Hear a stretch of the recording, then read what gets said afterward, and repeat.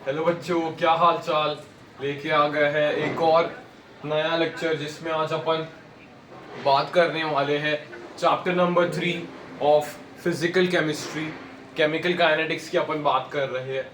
अच्छा तुम्हारा सपोर्ट मिला प्रीवियस लेक्चर में जो मैंने इलेक्ट्रोकेमिस्ट्री का वन शॉट लिया था, उसमें बहुत अच्छे अच्छे कमेंट्स मुझे मिले which motivated me to take another beautiful lecture जिसमें आज अपन पूरा केमिकल काइनेटिक्स को एकदम इजी वे में पूरा केमिकल काइनेटिक्स समझने वाले। सफिशिएंट है, एनसीईआरटी पूरी यहाँ पे बता दूंगा मैं। विदाउट टाइम वेस्ट करके स्टार्ट करते हैं आज का सेशन। नाम है सर चैप्टर का अपना केमिकल काइनेटिक्स।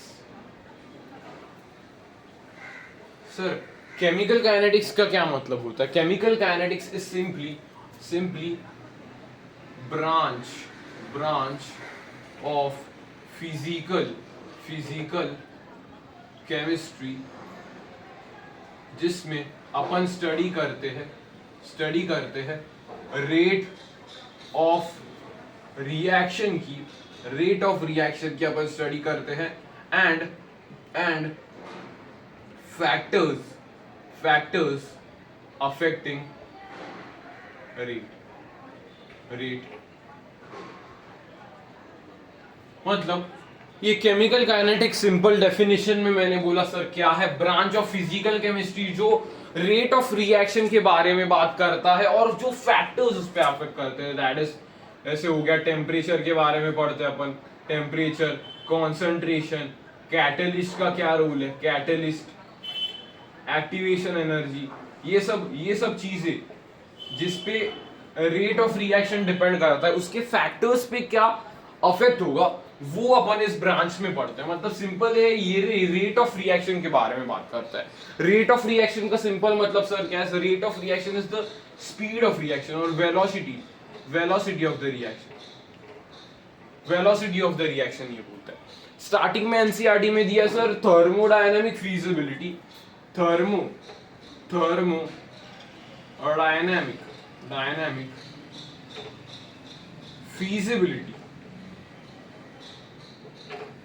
फीजिबिलिटी उसमें, और केमिकल काइनेटिक फीजिबिलिटी मतलब केमिकल काइनेटिकली होगा, यानी केमिकल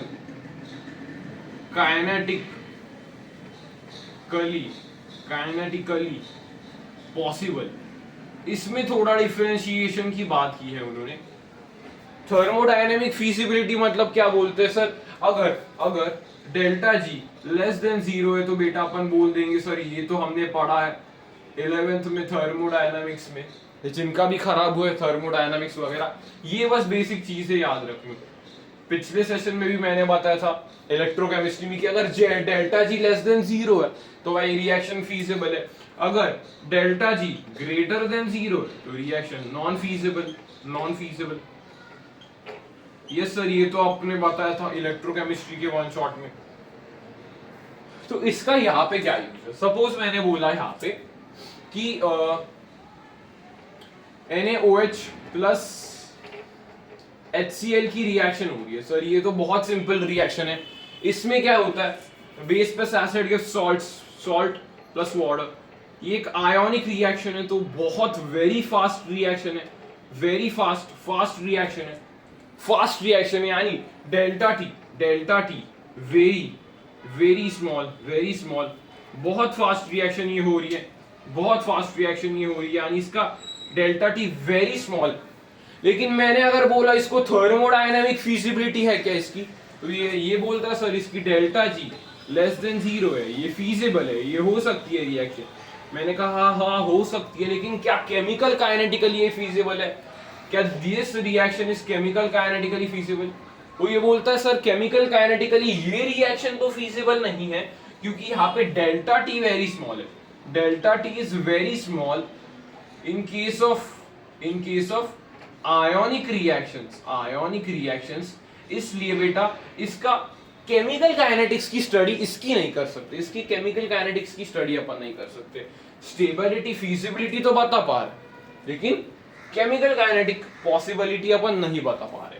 सर आगे आ गया, ये फर्स्ट एग्जांपल ले लिया मैंने, आगे चलते सर रस्टिंग ऑफ आयरन की बात कर लीजिए। रस्टिंग ऑफ आयरन, क्या rusting of iron sir thermodynamically feasible है? Rusting of iron thermodynamically feasible है? वो बोले हाँ थर्मोडायनामिकली तो ये फीजिबल है, थर्मोडायनामिकली तो ये फीजिबल है, थर्मोडायनामिकली ये होता है, रस्टिंग ऑफ आयरन होता है, अपने को मालूम है, लेकिन इसको समय काफी ज्यादा लगता है, यानी टाइम इसको काफी ज्यादा लगता है, यानी डेल्टा टी इसका काफी लार्ज होता है, delta T very large, very large. तो इसको मैं कंपेयर करूंगा कि भाई ये केमिकल काइनेटिकली पॉसिबल है क्या? तो अगेन मैं बोलूंगा कि केमिकल काइनेटिकली इसको अपन बता नहीं सकते, भले ही रिएक्शन ये हो रही है, इसके बाद और एक रिएक्शन सपोज तुमने इधर ही ऐड कर दी, third reaction carbon, carbon to diamond का कन्वर्जन, टू डायमंड का कन्वर्जन, तो यहाँ पे बोलता है सर रिएक्शन डेल्टा जी तो लेस देन 0 है, रिएक्शन फीजिबल है, लेकिन अगेन इसका टाइम काफी है, कार्बन हाथ में पकड़ के बैठ गए तो भाई सालों साल लग जाएंगे वो डायमंड में बदलने के लिए, तो इसका रेट स्टडी अपन नहीं कर सकते, रेट का स्टडी अपन नहीं कर सकते, क्योंकि इन दोनों केसेस में delta T is very large, very large, delta T is very large. ये कुछ कॉन्सेप्ट में अपन डेप्थ में ये कॉन्सेप्ट समझते कि थर्मोडायनेमिक फीजिबिलिटी और केमिकल काइनेटिकली पॉसिबल में क्या फर्क है, यानी केमिकल काइनेटिक्स किस पे अप्लाई करे सर, आयोनिक रिएक्शंस पे अप्लाई करे या वेरी स्लो रिएक्शंस पे अप्लाई करे? तो मैं बोलूंगा कि दोनों चीजों पे अप्लाई मत करो, एक आयोनिक रिएक्शंस में वेरी स्मॉल है, एक में वेरी लार्ज है, सर तो किस पे अप्लाई करे, किस पे अप्लाई करे? Moderate reactions, moderate reactions, moderate reactions. Sir moderate reactions मतलब जिनका delta T is moderate, is moderate, ना ज्यादा टाइम लग रहा है, ना बहुत क्विक रिएक्शन हो रही है, मतलब इसका अपन मेजर कर सकते हैं, इसलिए इसको केमिकल काइनेटिकली सर अपन पढ़ सकते हैं। तो यहाँ पे कुछ एग्जांपल्स आता है, जैसे जैसे hydrolysis, hydrolysis, hydrolysis of ester, ester, ये एक एग्जांपल हो जाता है। इसके बाद और एक एग्जांपल अपन लिख सकते हैं inversion of cane sugar, inversion, inversion of cane sugar, जो तुमने बायोमोलिक्यूल्स में आई होप से पढ़ा होगा, inversion of cane sugar. Sir inversion of cane sugar में क्या होता है, सुक्रोज में अगर अपन ने H2SO4 डाला एसिडिक मीडियम में तो वो ग्लूकोज एंड फ्रक्टोज में टूट जाता है, और ओवरऑल उसकी कॉन्फ़िगरेशन रिटेंशन से इन्वर्जन हो जाती है, मतलब उसका इन्वर्जन हो जाता है, इन्वर्जन, हाइड्रोलिसिस। ये कुछ मॉडरेट रिएक्शन है जहां पे वी कैन स्टडी, यानी कि यहाँ पे केमिकल काइनेटिक्स का रोल आता है, केमिकल काइनेटिक्स का रोल आता है, यहाँ पे केमिकल काइनेटिक्स का रोल आता है। ये कुछ अपन ने फर्स्ट पेज ऐसे डिस्कस किया, फर्स्ट पेज ऐसे डिस्कस किया। केमिकल काइनेटिक्स क्या है sir? Branch of physical chemistry that deals with the rate of reaction and factors affecting the rate of the reaction. Okay sir, यहाँ पे अपन ने क्या बात की sir? Thermodynamic feasibility and chemical kinetically possible है क्या नहीं, वो कैसे पता करे, या केमिकल काइनेटिक सिंपल सी बात है किसमें अप्लाई करे? तो मैंने बोला फीजिबिलिटी, इन दोनों की एग्जांपल्स, तीनों एग्जांपल्स में फीजिबिलिटी तो है, लेकिन आयोनिक के केस में डेल्टा टी बहुत कम आ रहा है, उसमें नहीं अप्लाई कर पाएंगे। रस्टिंग ऑफ आयरन में, कार्बन टू डायमंड कन्वर्जन में डेल्टा टी काफी ज्यादा है, वहां पे भी नहीं अप्लाई कर पाएंगे। तो तुमने बोला सर ये चैप्टर पढ़ रहे कि वे कहां पे अप्लाई करेंगे? मैंने सिंपल बोला मॉडरेट रिएक्शंस या मॉलिक्यूलर रिएक्शंस, यहाँ पे केमिकल काइनेटिक्स को अप्लाई करो, क्योंकि यहाँ पे डेल्टा टी मॉडरेट मिलता है अपने को। एग्जाम्पल है hydrolysis of ester, inversion of cane sugar, various examples अपन इसमें पढ़ने वाले हैं। ओके सर, पहला पेज सारे बच्चों को क्लियर है क्या? रफ में बेटा नोट्स बनाते जाओ, जो भी दिमाग में आ रहा है चैप्टर पढ़ने के बाद, एनसीईआरटी पढ़ ली, जो भी दिमाग में आ रहा है सब ऐसे करते जाना है। ओके सर, बढ़िया, आगे चलूं। ओके सर, ये इंट्रोडक्टरी पार्ट तो सर हमारा बहुत बढ़िया तरीके से क्लियर है, और इस पे बोर्ड्स में भी एमसीक्यूज पूछे जाते हैं, और नीट में भी इनफैक्ट एनसीईआरटी के बाहर से, जेई में भी एनसीईआरटी के बाहर से कहा ही क्वेश्चंस आते हैं हमें। ठीक है सर, आगे चलते हैं बेटा। आगे चलते हैं, आगे किसकी बात करेंगे? आगे मैं सिंपल चीज से बात करने वाला हूँ, रेट, जो है ना, जो मैंने बोला था rate of reaction. Rate of reaction इसका मतलब क्या है? रेट ऑफ रिएक्शन या स्पीड ऑफ रिएक्शन इसको अपन सिंपली बोलते हैं। रेट फिजिक्स के टर्म्स में सपोज मैंने लिया रेट ऑफ एक्स, सपोज मैं बोलता हूँ रेट ऑफ एक्स, तो तुम क्या करते हो सर? dx बाय dt ऐसे करते हो, विथ रिस्पेक्ट टू टाइम निकालते हो रेट ऑफ एक्स। वैसे ही अपने को, ये फिजिक्स में काम करता है, वैसे ही अपने को केमिस्ट्री में काम करना है। बेसिक अपने को कॉन्सेंट्रेशन के टर्म्स में निकालना है। ओके सर, कॉन्सेंट्रेशन के टर्म में निकालना है। मैंने बोला सपोज यहाँ पे रिएक्टेंट से प्रोडक्ट जाता है, सिंपल है सर, मालूम है हमें रिएक्टेंट से प्रोडक्ट जाता है, तो इसका रेट कैसे लिखा जाए? तो मैं सिंपल लिखूंगा rate of reaction, rate of reaction is equals to minus delta r by delta t is equals to plus delta r p by delta t। Sir आपने माइनस प्लस क्यों डाला? माइनस प्लस क्यों डाला यहाँ पे हमें बताइए बेटा। माइनस मैंने इसलिए डाला क्योंकि रेट मतलब वेलोसिटी, रेट मतलब सिंपल सी बात है वेलोसिटी, वेलोसिटी की डायरेक्शन होती है, वेलोसिटी की डायरेक्शन होती है, वेलोसिटी की सर डायरेक्शन होती है। मतलब ये माइनस साइन मैंने डाला क्योंकि रिएक्टेंस का डिसअपीयरेंस हो रहा है। रिएक्टेंस का क्या हो रहा है? Disappearance, disappearance. रिएक्टेंस का सिंपल सी बात है सर, डिसअपीयरेंस हो रहा है और प्रोडक्ट्स का अपीयरेंस हो रहा है, इसलिए मैंने प्लस वन माइनस साइन डाली है। प्रोडक्ट्स का क्या अपीयरेंस हो रहा है? अपीयरेंस हो रहा है, अपीयरेंस हो रहा है, इसलिए मैंने माइनस प्लस साइन डाली। साइन कन्वेंशन यहाँ पे फॉलो करना जरूरी है। Sign convention, sign convention, sign convention follow करना जरूरी है, फॉलो करना जरूरी है इस केस में। साइन कन्वेंशन फॉलो करना जरूरी है। जहां पे रिएक्टेंट है वहां पे पीछे माइनस की साइन डालोगे क्योंकि रिएक्टेंस का डिसअपीयरेंस हो रहा है। जहां पे प्रोडक्ट है वहां पे पॉजिटिव साइन डालोगे क्योंकि प्रोडक्ट का अपीयरेंस हो रहा है। यस सर, हमें इतनी चीजें तो समझ में आती है, इतनी चीजें तो समझ में आती है। तो एक इंपॉर्टेंट मुझे चीज बताओ, क्या स्पीड नेगेटिव वगैरह हो सकती है क्या? क्या स्पीडोमीटर पे, जो अपने बाइक की स्पीडोमीटर है, वहां पे नेगेटिव स्पीड रहती है क्या? स्पीड कम जरूर कर सकते हैं लेकिन नेगेटिव स्पीड होती है क्या? नहीं। तो this is always, always positive, always positive. Positive quantity होती है, ऑलवेज पॉजिटिव होती है। सर इसका यूनिट कैसे निकाला जाए? यूनिट कैसे निकाला जाए? अगर मैं कॉन्सेंट्रेशन के टर्म्स में बात करता हूं, अगर ये कॉन्सेंट्रेशन दिया है, डब्बे में अपन कॉन्सेंट्रेशन को लेते हैं, तो कॉन्सेंट्रेशन डब्बा ऐसे रिप्रेजेंट करते हैं अपन कॉन्सेंट्रेशन के। ये कॉन्सेंट्रेशन है, ये कॉन्सेंट्रेशन है। तो इसमें मैंने बोला सर इसके रिस्पेक्ट में इसकी यूनिट क्या होगी? तो कॉन्सेंट्रेशन, कॉन्सेंट्रेशन को कैसे बोलते हैं सर अपन? मोल्स, मोल्स पर लीटर बोलते हैं।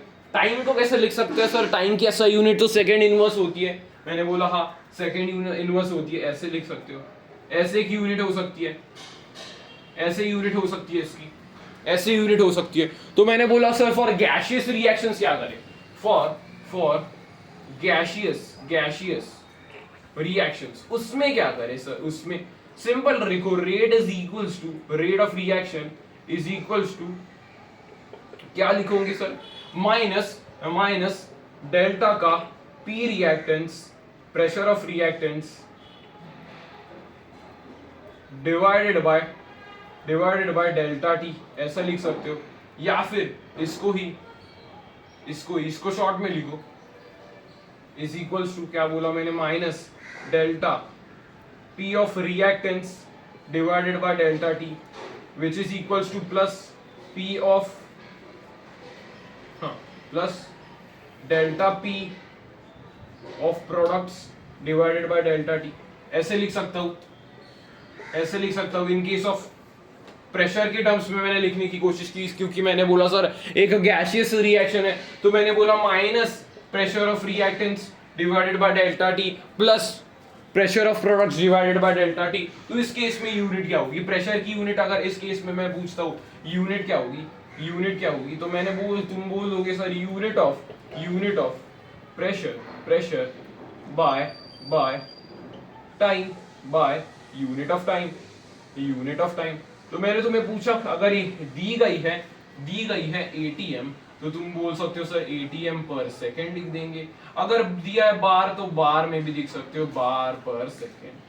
ये कुछ इंपॉर्टेंट चीजें आती हैं, छोटी छोटी चीजें, मगर इंपॉर्टेंट चीजें मैंने यहाँ पे बता दी है। गैसियस रिएक्शंस के लिए क्या करें, जनरली कॉन्सेंट्रेशंस के टर्म्स में अपने को ज्यादा सवाल मिलेंगे, इसलिए कॉन्सेंट्रेशन के टर्म्स में कैसे करना है। माइनस का साइन क्यों देते हैं, क्योंकि बेटा रिएक्टेंट्स का डिसअपियरेंस हो रहा है, प्रोडक्ट्स का अपीयरेंस हो रहा है, इसलिए माइनस पॉजिटिव खेलते हैं। लेकिन ओवरऑल क्या अपनी रेट नेगेटिव आ सकती है सर? रेट या वेलोसिटी नेगेटिव तो नहीं होती, पॉजिटिव होती है।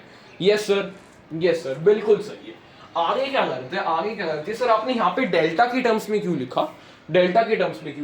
तो बेटा अगर डेल्टा टी लार्ज है मतलब अच्छा खासा कंपेरेबल है, लार्ज नहीं बोलूंगा, कंपेरेबल है, तो अपन एवरेज रेट डिफाइन करते हैं। What we define?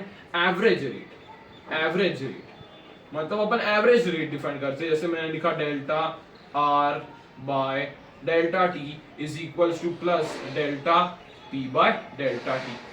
Okay sir, मतलब उस केस में आपने एवरेज रेट लिखा था।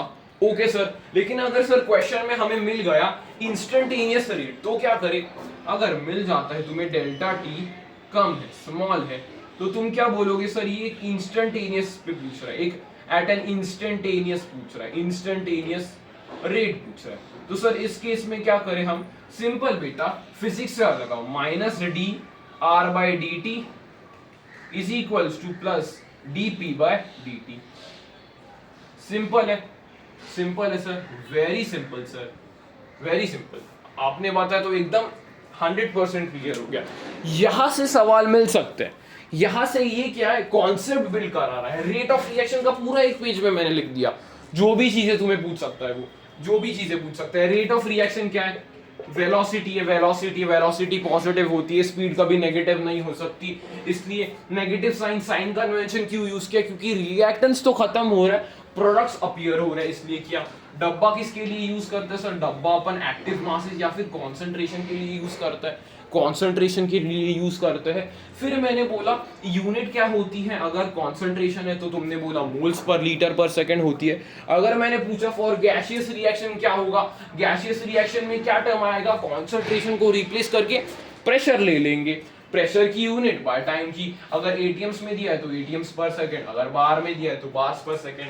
ओके सर, ये भी हमें समझ में आया। अभी तुमने मुझे सवाल पूछा सर आपने डेल्टा क्यों लिया, ये डेल्टा क्या है? तो मैंने बोला एवरेज रेट में डिफाइन कर रहा था, डेल्टा टी लार्ज था इसलिए मैंने एवरेज लिया। सर अभी मुझे ग्राफ दे दिया और मुझे इंस्टेंटेनियस पूछ रहा है, यानी स्लोप डायरेक्टली पूछ रहा है, तो मैं क्या करूं? तो मैंने बोला फिजिक्स में जो करते हो वो करो, minus D R by D T is equals to plus DP by D T. अगर अभी एक बच्चे ने मुझे इंपॉर्टेंट सवाल पूछा, क्या उसने पूछा? सर आपने मोल्स पर लीटर यानी कॉन्सेंट्रेशन में रेट को डिफाइन किया, प्रेशर में रेट को डिफाइन किया, तो क्या हम मोल्स में रेट को डिफाइन कर सकते हैं? मोल्स में मैंने उसको बोला यस, मोल्स में रेट को डिफाइन किया जा सकता है। आगे दिखाऊंगा, पूरा एक पेज लाऊंगा, उसमें दिखाऊंगा। मोल्स में डिफाइन कर सकते हैं रेट को, यस सर मोल्स में डिफाइन कर सकते हैं। सर हमारे एक हार्ड क्वेश्चन आया था जहां पे मास दिया था, तो मैंने मास में भी रेट लगा दिया। नो, मास में अपन रेट डिफाइन नहीं कर सकते, मास में rate can not be defined, rate को डिफाइन नहीं कर सकते। मास आ गया, रेट को ब्लंडर कर दूंगे एग्जाम में। मास को बिल्कुल भी डिफाइन नहीं कर सकते, रेट को in terms of mass. Always remember, moles में कर सकता हूं मैं, प्रेशर में कर सकता हूं मैं, कॉन्सेंट्रेशन में कर सकता हूं, लेकिन मास में कभी भी मैं रेट को डिफाइंड नहीं कर सकता हूं। अच्छा ये खराब हो गया क्या? रेट ऑफ रिएक्शन आ गया। ओके सर, ओके ये पेज देख लो, ब्यूटीफुल रिप्रेजेंटेशन है, काफी। रफ नोट्स बनाना है एकदम। अभी अपन क्या प्रिपेयर कर रहे हैं सर? कंसेप्ट अपन प्रिपेयर कर रहे हैं क्या? यस, सॉर्ट ऑफ कंसेप्ट बना रहे हैं, लेकिन डायरेक्ट अपना टारगेट है एग्जाम को फोड़ना, इसलिए रफ नोट्स बनाना है। ये हो जाएगा, आगे चलते हैं। पक्का? Okay, done. ओके चले आगे सर, चलिए आप आगे। बेटा ये एक बहुत इंपॉर्टेंट पेज में पूरा आप सभी को सजाने वाला हूं। एक पेज है जिसमें सारा चीज रेट के बारे में क्रिस्टल क्लियर होने वाला है। एक एग्जांपल से समझाऊंगा, पूरा क्रिस्टल क्लियर समझाऊंगा, कौन से भी बोर्ड्स में सवाल आ जाएगा, एसएससी, आईसीएससी, सीबीएसई या फिर नीट एंड जेई का सवाल नहीं रुकेगा। ओके सर, अगर मैंने बोला 4a plus 2b gives 3c plus 5d, एक मैंने मेरे मन से रिएक्शन बना के तुम्हें प्रस्तुत कर दी और बोला सर तुम्हें सिंपल में रेट लिखो, सिंपल में रेट लिखो। तुमने क्या किया, rate of reaction is equals to minus D A, stoichiometry से डिवाइड किया 4dt is equals to minus D B by 2dt। 2dt ऐसे किया तुमने, लिखते गए सर, लिखते गए, is equals to plus D C by 3dt is equals to plus sir D capital D 5dt। Stoichiometry से तुमने डिवाइड किया, बढ़िया, मैंने बोला बढ़िया, स्टोशियोमेट्री से डिवाइड करा, बढ़िया, स्टोशियोमेट्री से डिवाइड किया, मैंने बोला बढ़िया, डिवाइड करना स्टोशियोमेट्री से मजा आएगा। ओके ओके सर, फिर तुमने साइन कन्वेंशन भी बराबर डाली, रिएक्टेंट पे नेगेटिव लगाया और प्रोडक्ट पे पॉजिटिव लगाया, मैंने बोला ये भी बराबर चीज की है भाई तुमने।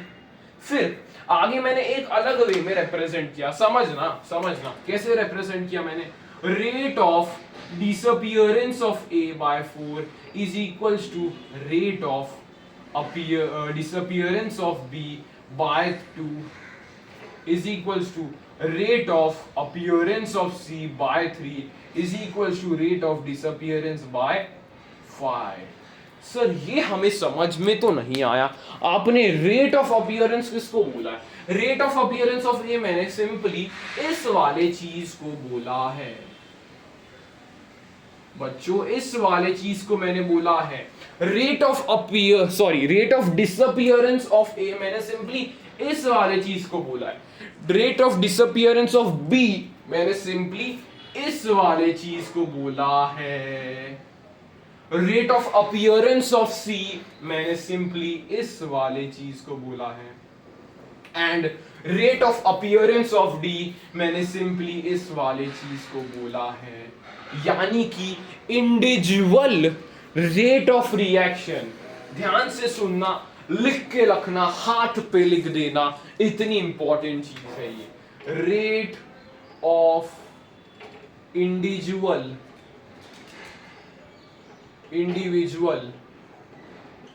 Does not depend on stoichiometry.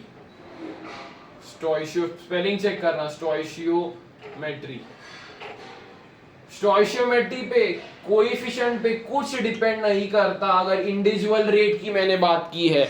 लेकिन sir overall rate, but overall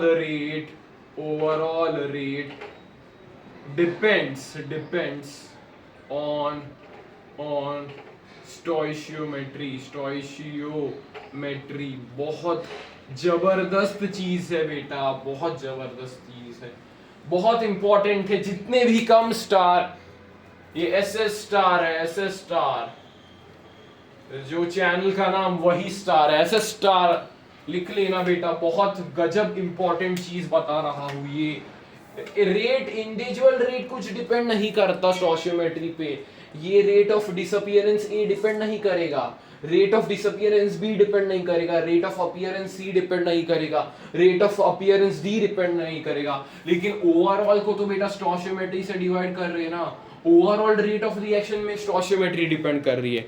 ये बात समझ में आ गई तो बेटा अब तक देख रहे हो तो लाइक पे लाइक करते रहना। सर एकदम जबरदस्त समझ में आ रहा है। आगे चलते हैं। आगे मैंने क्या बोला सर, इसको अपन मोल्स के टर्म्स में लिख सकते हैं क्या? मोल्स के टर्म्स में जो आपने बोला था लिख सकते हैं। मैंने बोला हाँ लिख दे, बढ़िया काम कर रहा है तू, लिख दे मोल्स के टर्म्स में, माइनस ऐसे लिख दूं। वॉल्यूम से डिवाइड करना पड़ेगा क्या? नहीं बोलो। कॉन्सेंट्रेशन क्या होता है? Concentration is equals to n/v। यहाँ पे जो भी नहीं याद आ रहा चुपचाप लिख लेने का। जो भी नहीं याद आ रहा चुपचाप लिख लेने का। वॉल्यूम से डिवाइड करूंगा तो वॉल्यूम 4dt, यस सर। यहाँ पे नेगेटिव ऐसा ऐसा करेंगे ना, volume 2dt is equals to plus D N C by कितना हो जाएगा 3v3dt, यहाँ पे plus D N D moles या एन v 5dt। ये क्लियर है? मोल्स में भी मैंने दिखा दिया तुम्हें, मोल्स में भी दिखा दिया सर। मास में मास पे डिपेंड है। You cannot express rate in terms of mass. ये बहुत बच्चे कंफ्यूज करने वाले हैं। जेई नीट में सवाल देखेंगे मास पे, डायरेक्ट मास दे देंगे। अरे मास नहीं, मोल्स में कन्वर्ट करके सॉल्व करना। मोल्स पे डिपेंड करवा सकता है, मास पे डिपेंड नहीं करवा सकता। ऐसे स्टार लिखेगा क्या ऐसे स्टार? हमने बोला सर ऐसे स्टार पढ़े हैं, ऐसे स्टार लिखना बहुत इंपॉर्टेंट चीज है। ऐसे स्टार बहुत इंपॉर्टेंट चीज है। साइड में लिख रहा हूं, बहुत इंपॉर्टेंट चीज होने वाली है। ओके सर आप बताइए प्रेशर को कैसे लिखी? प्रेशर आ रहा है, प्रेशर को कैसे लिखे? मैंने बोला PV is equals to NRT, सुने हो? PV is equals to NRT. हाँ सर सुना है, ऐसा रटते थे। PV is equals to NRT ideal gas equation होती है। तो पी को कैसे लिख सकते हो? P is equals to C R T. Yes sir लिख सकते हो। मतलब इसको सिंपली अपन आर टी से डिवाइड करते हैं। चल minus D P A by 4 RT dt आगे minus D P B 2 RT dt plus D P C 3 RT dt is equals to plus D P D 5 RT dt। Sir यहाँ पे T time कर दे क्या? T time put कर दे क्या? अरे T temperature है, temperature direct formula रटने आ गए तो टाइम इनपुट कर दे। टी टेम्परेचर है बेटा, टी टेम्परेचर है, टाइम पुट करोगे बेटा पाप लग जाएगा। टी टेम्परेचर पुट करना, टेम्परेचर। यस सर आपने बोला तो टेम्परेचर पुट करेंगे सर, भूलेंगे नहीं, टेम्परेचर पुट करेंगे। ये पेज देख के बताइए सब चीजें क्लियर है क्या? सब चीजें क्लियर है क्या बेटा? पेज देख के फिर बताना है, ऐसे नहीं बताना। सब चीजें क्लियर है क्या? सर आपने बहुत अच्छे से लिखा है। अरे अच्छे से लिखा है, समझ पा रहे हो क्या? 4a plus 2b gives 3c plus 5d। Stoichiometry लिखा। ओवरऑल रेट में स्टोशियोमेट्री लिखूंगा मैं, इंडिविजुअल रेट में स्टोशियोमेट्री लिख रहा क्या? रेट ऑफ डिसअपियरेंस में स्टोशियोमेट्री आता है क्या? नहीं। रेट ऑफ अपीयरेंस ऑफ सी बोला, स्टोशियोमेट्री लिखूंगा क्या? नहीं, सिर्फ यही लिख दूंगा। लेकिन ओवरऑल रेट पे डिपेंड करवा रहा हूं तो स्टोशियोमेट्री लिखवाऊंगा। मोल से रिलेट कर लिया सर, रिलेट कर लिया। प्रेशर से रिलेट कर लिया सर, रिलेट कर दिया। साइड में जो चीजें नहीं मालूम थी उसका फॉर्मूला ले लिया, यहाँ पे यूज कर लिया इन चीजों का। यहाँ पे ऐसे स्टार लिखे, 3 पॉइंट्स लिखे। ब्रह्मास्त्र point, rate of individual does not depends on stoichiometry. Individual का अपीयरेंस डिसअपियरेंस पूछ रहे नहीं डिपेंड करेगा, लेकिन अगर ओवरऑल रेट पूछ रहे तो डिपेंड करेगा स्टोशियोमेट्री कोएफिशिएंट पे। मैंने बोला मास में डायरेक्ट पुट करके आ गए बेटा। मास में तो एक्सप्रेस नहीं कर सकते, रेट को मास में एक्सप्रेस नहीं कर सकते, मोल्स में कर सकते, प्रेशर में कर सकते, कॉन्सेंट्रेशन में कर सकते, लेकिन मास में नहीं कर सकते। लिख लो, स्क्रीनशॉट निकालो, सबसे इंपॉर्टेंट पेज है आज के लेक्चर का, लिख लो। बढ़िया। ओके सर आगे बढ़े चलो।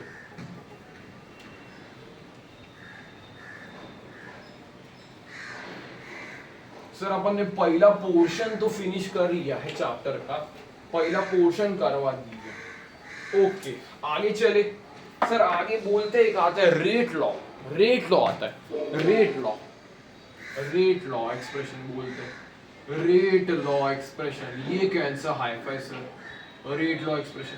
कुछ नहीं है बेटा, कुछ नहीं है, बहुत इजी थिंग है, वेरी इजी थिंग है। ये क्या बोलता है sir, R rate is directly proportional to reactants की पावर, रिएक्टेंस की पावर एन, एन रिएक्टेंस की पावर एन। सर एन क्या है यहाँ पे बेटा, एन एक पावर है, सिर्फ मैथ्स में जैसे पावर होती है वैसे एन एक पावर होता है, जिसको अपन डिफाइन करते हैं ऑर्डर ऑफ रिएक्शन। एन को क्या कहते हैं बेटा, order of reaction, order of reaction, order of reaction. ये एन सर कैसा कैसा मिल सकता है अपने को, एन कैसा कैसा मिल सकता है, मैंने बोला एन कैसे भी मिल सकता है, जीरो मिल सकता है, पॉजिटिव मिल सकता है, नेगेटिव मिल सकता है, फ्रैक्शनल भी मिल सकता है। सर ऑर्डर की तो बहुत वैरायटी होती है, मैंने बोला हाँ वैरायटी काफी है, zero, positive, negative and fractional भी मिल सकता है, फ्रैक्शनल भी मिल सकता है। प्रोपोर्शनैलिटी साइन हटा के रेट इज इक्वल्स टू के रिएक्टेंट की पावर, रिएक्टेंट की पावर एन ले लिए, एन ले लिए। सर रिएक्टेंट प्रोडक्ट पे कुछ नहीं, अरे प्रोडक्ट का जिक्र नहीं करना, रिएक्टेंट पे ही सब। सर के क्या है, के क्या है, एक कांस्टेंट है जिसको बोलते हैं अपन रेट कांस्टेंट, रेट कांस्टेंट, या फिर हाई फाई टर्म्स में इसको ही चेंज करके वेलोसिटी कांस्टेंट लिख देते हैं, वेलोसिटी कांस्टेंट लिख देते हैं, वेलोसिटी कांस्टेंट लिख देते हैं, ऐसे करते, ऐसे करते सर, बताओ ऐसे, सिंपल है, सिंपल है सर। सर इसके सवाल क्या आएंगे, सवाल देख लेना, और इंपॉर्टेंट चीजें लिखवा रहा हूं यहाँ पे पहले लिखना, order, order of reaction, reaction is experimentally, experimentally determined। Order of reaction merely देख के पता नहीं चलता, ये एक्सपेरिमेंटली डिटरमाइंड होता है। जो कोने में लिखवा रहा हूं काफी इंपॉर्टेंट है, देख लेना बेटा। Order of reaction is experimentally determined, मतलब रिएक्शन दे दी, लिख के बता रहे सर, लिख के बता रहे इतना ऑर्डर होगा, अरे भाई देख के बता नहीं सकते, अपने को एक्सपेरिमेंटली ये पता चलने वाले हैं चीजें, एक्सपेरिमेंटली पता चलने वाले हैं, मतलब ये एक्सपेरिमेंटल डाटा होता है। यस सर, लेकिन मैंने बोला एलिमेंट्री रिएक्शन, सर ये कौन सा हाई फाई टर्म आपने यूज कर लिया, कुछ नहीं बेटा, एलिमेंट्री रिएक्शन मतलब सिंगल स्टेप रिएक्शन होती है, सिंगल स्टेप, एक ही स्टेप में खत्म हो गई, एक ही स्टेप में आ गई, शुरू हो गई, खत्म हो गई, एक ही स्टेप में। इस पे क्या कर सकते हो, इस पे क्या कर सकते हो sir, order, order of reaction will be sum of their stoichiometric coefficient, stoichiometric coefficient, ऐसे हो जाएगा। ये भी एक इंपॉर्टेंट, ऐसे स्टार लिख देना कोने में, जो बता रहा हूं काफी इंपॉर्टेंट बता रहा हूं। एलिमेंट्री या सिंगल स्टेप के लिए अभी तेरा चलेगा, बैलेंस रिएक्शन देख लेगा, कॉन्सेंट्रेशन में जो स्टोइशियोमेट्री दी है वो ऊपर चढ़ा देगा, उसको ऑर्डर मिल जाएगा। फिर बोले सर कॉम्प्लेक्स रिएक्शन देखी हमने, तो कॉम्प्लेक्स रिएक्शन, सर ये कौन सी रिएक्शन है, कॉम्प्लेक्स या बड़ी रिएक्शन है क्या सर, बड़ी रिएक्शन है कॉम्प्लेक्स रिएक्शन। मैंने बोला कॉम्प्लेक्स रिएक्शन क्या है, मल्टी स्टेप रिएक्शन है, मल्टी स्टेप। ऑर्गेनिक में पढ़ते हो, आई होप सो ऑर्गेनिक का नाम सुना होगा, ऑर्गेनिक भी अपन ही लेके आने वाले हैं, ऑर्गेनिक इनऑर्गेनिक सब पढ़ा है। कॉम्प्लेक्स रिएक्शन में मल्टी स्टेप रिएक्शन होती है। मल्टी स्टेप रिएक्शन का क्या मीनिंग है सर, ये इंटरमीडिएट की तरफ प्रोसीड करते हैं, रिक्वायर्स, रिक्वायर्स ऐसे लिखता हूं, रिक्वायर्स मैकेनिज्म, मैकेनिज्म मतलब सर मैकेनिज्म का भी मतलब नहीं मालूम, सिंपल एक चीज समझ, रिएक्टेंट से प्रोडक्ट में जाने का है, डायरेक्ट प्रोडक्ट में गया तो सिंगल स्टेप रिएक्शन है, रिएक्टेंट से डायरेक्ट प्रोडक्ट में जा रहा है सिंगल स्टेप रिएक्शन है, लेकिन रिएक्टेंट से पहले ए पे गए, फिर बी पे गए, फिर प्रोडक्ट पे जा रहे, मतलब ये स्टेप में थ्रू जा रहा है, एक स्टेप में जा रहा है, पहला स्टेप, दूसरा स्टेप, तीसरा स्टेप, 3 स्टेप में रिएक्शन हो रही है, इसलिए इसको मल्टी स्टेप रिएक्शन बोलेंगे। इसका क्या करें सर, इसका ऑर्डर कैसे डिटरमाइन करें, इसका ऑर्डर क्या होता है, order, order calculated by the slowest step, जो भी स्लोएस्ट स्टेप दी जाएगी, स्लोएस्ट स्टेप को क्या बोलते हैं सर, आरडीएस बोलते हैं। ऑर्गेनिक में पढ़े थे क्या, आरडीएस पढ़े थे क्या, rate determining step, rate determining step को आरडीएस बोला जाता है। Order calculated by the slowest step.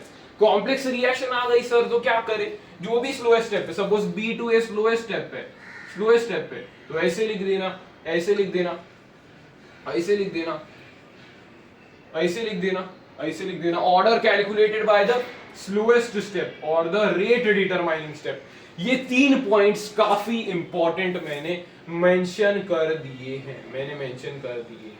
Sir इन पे सवाल कैसे टाइप के पूछे जाएंगे, सवाल तो बहुत हलवा आएंगे बेटा। यहाँ पे सपोज मैंने बोला यहाँ पे एक रिएक्शन है, ए से बी जा रहा है, ए से बी जा रहा है, इसका मैंने तुझे दे दिया rate, rate is equals to K, इसको 2 डाल दे, ये एक एलिमेंट्री रिएक्शन मानता है, ए की पावर 2 हो गई, ए की पावर 2 हो गई, समझते हो, ए की पावर 2 हो गई। अगर मैंने बोला इफ पहला आंसर देना, if I doubled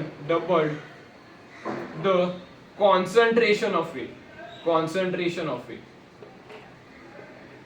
the rate increased by कितना होगा, rate increased by, कमेंट करते रहना sir answer, rate increased by, comment करते रहना, जल्दी जल्दी जल्दी जल्दी सॉल्व करना। रेट इंक्रीज्ड बाय कैसे करेंगे sir, rate is equals to K, R dash बोल दूं कैसे हो, rate dash is equals to 2 A की पावर 2 हो जाएगा। यहाँ पे क्या करेंगे सर, आर 2 स्क्वायर करेंगे, ए की पावर 2 है तो 4 के ए स्क्वायर हो जाएगा, मतलब 4 times the rate, initial rate के 4 गुना हो जाएगा। ऐसे पहले टाइप का सवाल मिलता है सर, ये तो काफी आसान है बेटा, आसान आसान ही पूछता है, ऐसे ही पूछता है। और एक चीज मैंने बोल दी, और एक चीज मैंने बोल दी सर, क्या हो रहा है, और एक चीज मैंने क्या बोल दी, यहाँ पे रेट हो रहा है, रेट क्या हो रहा है 8 टाइम्स। अलग सवाल देखना बेटा, अच्छा सवाल है, rate becomes 8 times, 8 times, 8 times, then A is increased by, A is increased by, ये करिए सर, ये जरा करिए, यही ऊपर की ही इक्वेशन लेनी है ये वाली। अगर मैंने बोला rate becomes 8 times, rate becomes 8 times, then A is, पहला मैं क्या लिखूंगा, पहले रेट ऐसे लिखते थे, रेट इज इक्वल्स टू के, ए की पावर 2 था, यस सर। अभी क्या हुआ, 8 इंटू के ए की पावर 2 इज इक्वल्स टू ये प्रीवियस रेट के 8 गुना हो गया, 8 गुना हो गया, प्रीवियस रेट के 8 गुना हो गया, तो इसको क्या लिखे, कितना गुना ये हो जाएगा, ये इसको ऐसे लिखे, हाँ 8 को ऐसे करें, इसको समझो, इसको समझो, रेट 8 गुना हो गया, रेट 8 गुना हो गया, मतलब ये ओरिजिनल रेट था उसके 8 टाइम्स, रेट 8 टाइम्स हुआ, रेट 8 टाइम्स हुआ, तो ए की पावर कितनी आ रही है सर, 2 आ रही है। तो इसको कैसे लिख सकते हैं सर, 8 को लिख सकते हैं 2 की पावर 3, रेट को लिख सकते हैं 2 की पावर 3, इसको क्या लिखे सर, ऐसे लिख दूंगा, ऐसे लिख दूंगा, स्क्वायर 2 की पावर 3 लिख सकते हैं, 2 की पावर 3 रख सकते हैं, इसका कुछ तो फ्रैक्शनल वैल्यू आएगा, फ्रैक्शनल वैल्यू आएगा, सॉल्व कर लेना, सॉल्व कर लेना। इसको सिंपल बनाए क्या सर, इसको सिंपल बनाते हैं, आओ सिंपल बनाते हैं। 8 टाइम्स की जगह जरा 9 टाइम्स लिखना, 8 टाइम्स की जगह 9 टाइम्स लिखना, 9 टाइम्स लिखना, ऑन द स्पॉट बना रहा हूं इसलिए फ्रैक्शनल आ सकता है, 9 टाइम्स लिख के करते हैं, 9 into rate, 9 into rate is equals to A की पावर 2, अभी कर दीजिए सर, अभी तो 3 square is equals to A की पावर 2, मतलब ए को 3a किया है, मतलब ए की कॉन्सेंट्रेशन 3 गुना बढ़ाने के बाद रेट 9 गुना हो रहा है। समझ में आया लास्ट वाला स्टार, समझ में आ गया, यस सर बोल दीजिए कमेंट में, यस सर समझ में आ गया, समझ में आ गया। अगर रेट ऑफ रिएक्शन 9 गुना हो रही है तो कॉन्सेंट्रेशन कितनी हो गई होगी, तो 3 गुना कॉन्सेंट्रेशन हो गई होगी, इसके कारण रेट 9 गुना हो गया होगा। वेरी इंपॉर्टेंट पेज है ये, rate law expression, order of reaction, बहुत कंफ्यूजिंग असर्शन रीजन पूछे जा सकते हैं, जो साइड में पार्ट्स दिए हैं उससे ही सवाल बनने के चांसेस है। मैंने बोला rate is proportional to, rate reactants की पावर n के प्रोपोर्शनल जाता है। ऑर्डर ऑफ रिएक्शन क्या है सर, 0 पॉजिटिव हो सकता है, नेगेटिव हो सकता है, फ्रैक्शनल हो सकता है। रेट इज इक्वल्स टू के, रिएक्टेंस की पावर n हो सकता है, रिएक्टेंस की पावर n हो सकता है, रेट कांस्टेंट बोल सकते हैं, वेलोसिटी कांस्टेंट बोल सकते हैं, एंड ये बोल सकते हैं इसको। फिर उसके बाद मैंने इंपॉर्टेंट चीजें लिखवा है, order of reaction is determined experimentally. Order of reaction जो भी डिटरमाइन होता है वो एक्सपेरिमेंटली डिटरमाइन होता है। एलिमेंट्री स्टेप या फिर सिंगल स्टेप रिएक्शन के लिए क्या होता है sir, order of reaction will be sum of the stoichiometric coefficient, order of reaction will be sum of the stoichiometric coefficient। मैंने बोला कॉम्प्लेक्स रिएक्शन में क्या होगा, मल्टी स्टेप रिएक्शन में क्या होगा सर, यहाँ पे रिक्वायर करता है मैकेनिज्म यहाँ पे रिक्वायर होगा। एंड रे ऑर्डर कैसे डिटरमाइन करेंगे, order is determined by the slowest step, order upon slowest step से डिटरमाइन करेंगे। यस सर, ऑर्डर अपन स्लोएस्ट स्टेप से डिटरमाइन करेंगे। ये लिख लेना, बहुत इंपॉर्टेंट चीज बता रहा हूं, साइड के पॉइंट्स लिखना बहुत जरूरी है सर, बहुत जरूरी है। आगे चले सर, आप चलते जा रहे, मजा आ रहा है इलेक्ट्रोकेमिस्ट्री में।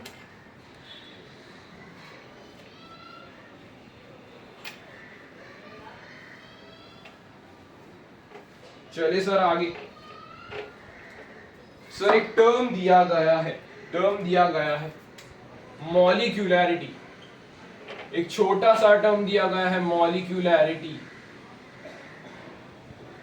जिससे सर बहुत लोग कंफ्यूज होते हैं। मॉलिक्यूलैरिटी का सिंपल मीनिंग है ए प्लस बी रिएक्ट कर रहा है सी प्लस डी के बनाने के लिए, तो ये दो रिएक्ट कर रहे हैं, दो स्पीशीज रिएक्ट कर रहे हैं, उसके कारण प्रोडक्ट बन रहा है, इसलिए उसको अपन बोलेंगे मॉलिक्यूलैरिटी। मतलब मॉलिक्यूलैरिटी इस केस में कितनी हो जाएगी सर, 2 हो जाएगी।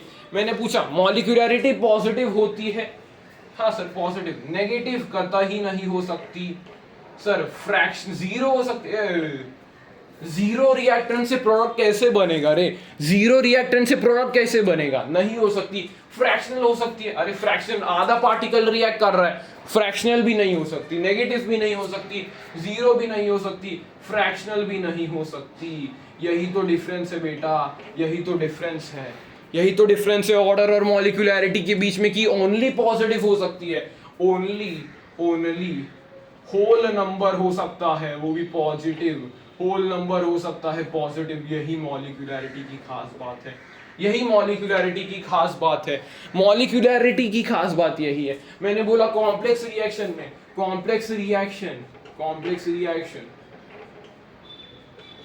इन कॉम्प्लेक्स रिएक्शन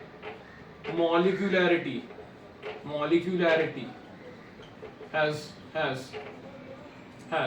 no significance, कुछ इंपॉर्टेंस नहीं है इसका कॉम्प्लेक्स रिएक्शन में। एलिमेंट्री रिएक्शंस के लिए करिए ना सर, एलिमेंट्री रिएक्शंस के लिए निकालें, लेकिन मॉलिक्यूलैरिटी मैकेनिज्म वाले रिएक्शंस में, कॉम्प्लेक्स रिएक्शंस में कुछ सिग्निफिकेंट नहीं है। मतलब सर मॉलिक्यूलैरिटी क्या है, जितने स्पीशीज रिएक्ट करके प्रोडक्ट बना रहे हैं, 2 स्पीशीज रिएक्ट कर रहे हैं तो 2 मॉलिक्यूलैरिटी, एक स्पीशीज रिएक्ट करके प्रोडक्ट बना रही है तो 1 मॉलिक्यूलैरिटी। सिंपल है। अभी एनसीईआरटी बात लिखती है, मॉलिक्यूलैरिटी 3 और मोर इज वेरी रेयर। मतलब 3 से ज्यादा मॉलिक्यूलैरिटी काफी रेयर चीज है, 3 से ज्यादा पार्टिकल्स रिएक्ट का होना काफी रेयर बात है। ऐसे एनसीईआरटी बोलती है कि भाई मॉलिक्यूलैरिटी 3 से ज्यादा होना वेरी रेयर पॉसिबिलिटी है। ये छोटा टॉपिक आता है मॉलिक्यूलैरिटी, जो अपन ने डिस्कस कर लिया।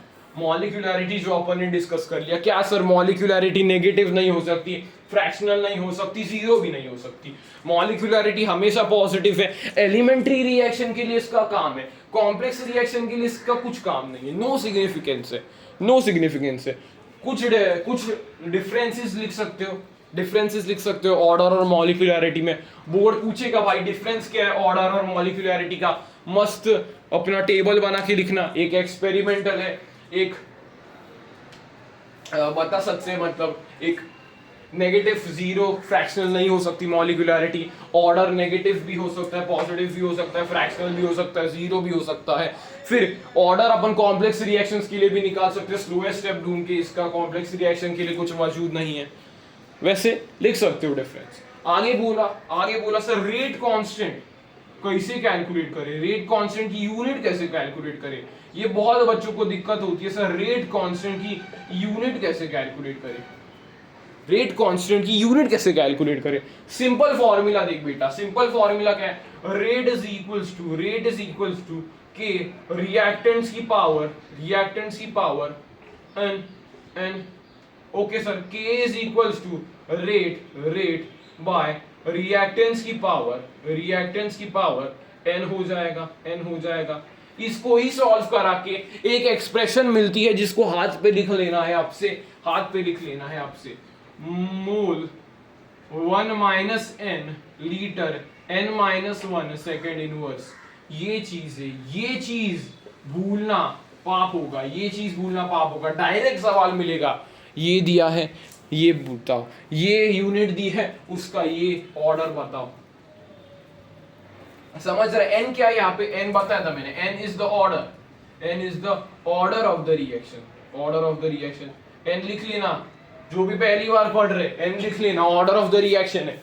ऐसा रामबाण तरीका आता है, अभी पूछ लेगा वो सर, मैं बताता हूँ, कुछ होमवर्क देता हूँ, चलो 2-3 सर। एक, n की वैल्यू 0 है, दूसरा n की वैल्यू 1 है, तीसरा n की वैल्यू 2 है, चौथा n की वैल्यू 3 है।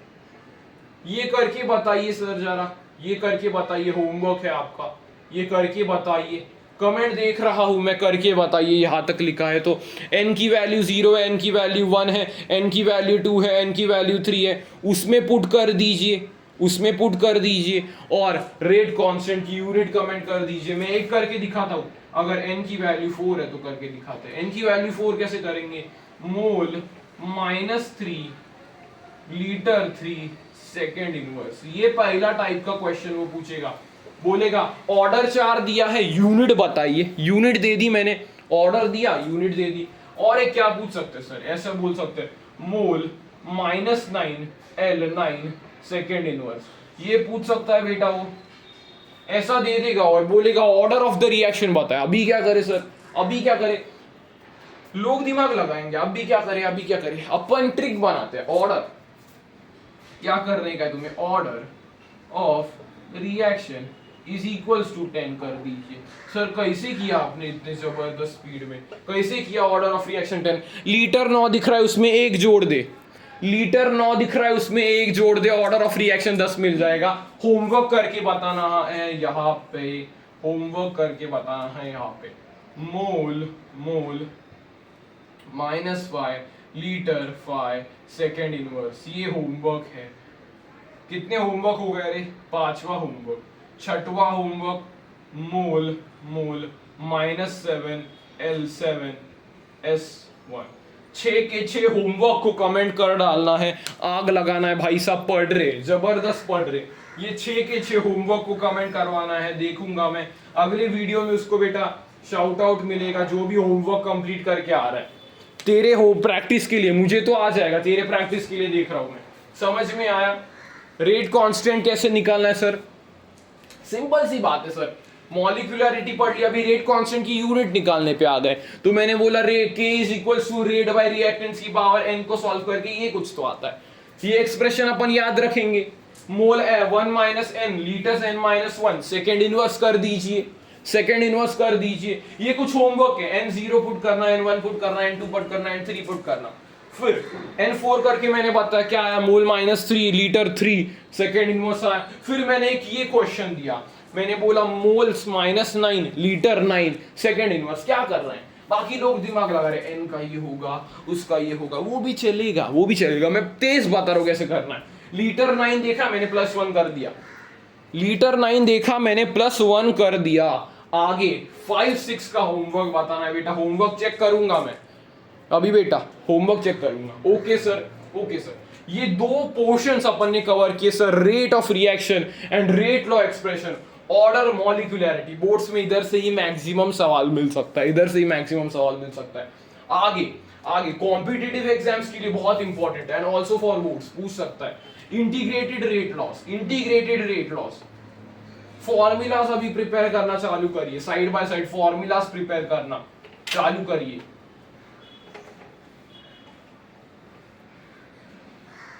ओके सर, फॉर्मूलाज वाला पार्ट आ चुका है, कैलकुलेशन भर भर के इसमें होता है। नाम क्या है सर इसका? Integrated rate laws, integrated rate laws. इसका क्या करे सर? इंटीग्रेटेड रेट लॉस क्यों आया? इंटीग्रेटेड रेट लॉस क्यों आया? पहले एवरेज रेट आया, एवरेज रेट के बाद वो बोले sir instantaneous, at an instant हमें दे दो, ग्राफ वगैरह बना के बोल रहे tan थीटा निकाल के मिल जाएगा। अभी बोल रहे डिफरेंशिएशन नहीं करना, इंटीग्रेशन करके अच्छी वैल्यूज आएंगे, तो बोला इंटीग्रेटेड रेट लॉस उन्होंने दे दिया। पहले क्या स्टडी करेंगे सर? जीरो ऑर्डर स्टडी करेंगे।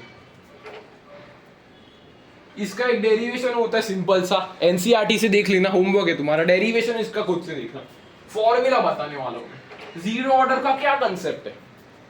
पहले कंसेप्ट पे जाते हैं। जीरो ऑर्डर का क्या कंसेप्ट है? Rate is equals to reactants की पावर 0, मतलब के भी लिखना है ना, के रिएक्टेंट्स की पावर 0, यानी रेट इज इक्वल्स टू के, रेट इज इक्वल्स टू के, यानी इनिशियल कॉन्सेंट्रेशन पे रेट को कुछ फर्क नहीं पड़ रहा, वो के इक्वल हो रहा है। इनिशियल कॉन्सेंट्रेशन पे rate is independent of initial concentration. Initial concentration से रेट को कुछ फर्क नहीं पड़ रहा, रेट को कुछ फर्क नहीं पड़ रहा। समझ में आया सर? हाँ सर, ये तो इंटीग्रेटेड रेट लॉस यानी रेट लॉ एक्सप्रेशन से अपन ने निकाला ही है। ओके ओके, डेरिवेशन वगैरह करके, इंटीग्रेशन वगैरह करके अपने को एक फाइनल फॉर्मूला मिलता है, R0 minus RT is equals to KT। ये कुछ फॉर्मूला हमें मिल जाता है। यहाँ पे R0 क्या है सर? इनिशियल कॉन्सेंट्रेशन है, RT क्या है? फाइनल कॉन्सेंट्रेशन है, K क्या है? रेट कांस्टेंट है, T क्या है? टाइम है। इसको क्या बोल सकते हैं sir? KT is equals to reactants